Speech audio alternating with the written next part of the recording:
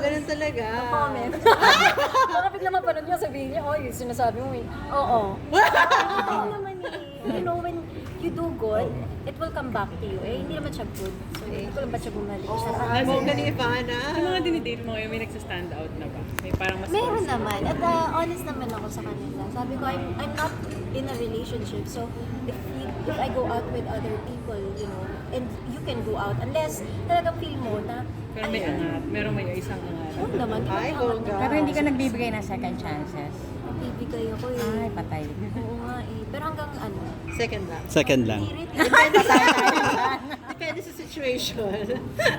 Cute mo, Pero Ivana. aside from confidence, Ivana, ano sa tingin mo yung that will make a connection sa mga siguro ibang yung humble. qualities?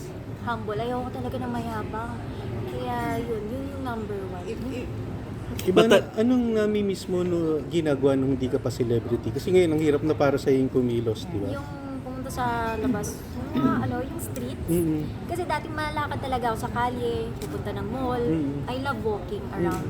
Pero ngayon hindi na magawa kasi lalo na yung nangyari kay Lola, ayoko na lumabas masyado sa mga streets and all. Kailangan super maingat na.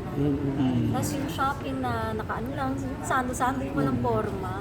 Pero marami pa bang aabangan sa mga vlogs mo ngayon? Yes, sobrang nawala din ako sa vlogs ko. Kasi Dahil dun sa Batang Quiapo din.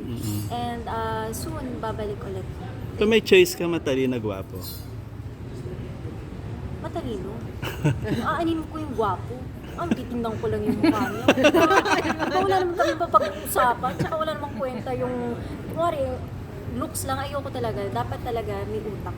Kung nanonood yung mga manliligaw sa yung mensahe mo sa kanila Huwag bilang kayo matakot na mag-first meet. And huwag kayo matakot sa mga babae na feeling mo successful or whatever na you're enough. So, mag-message ka ganun.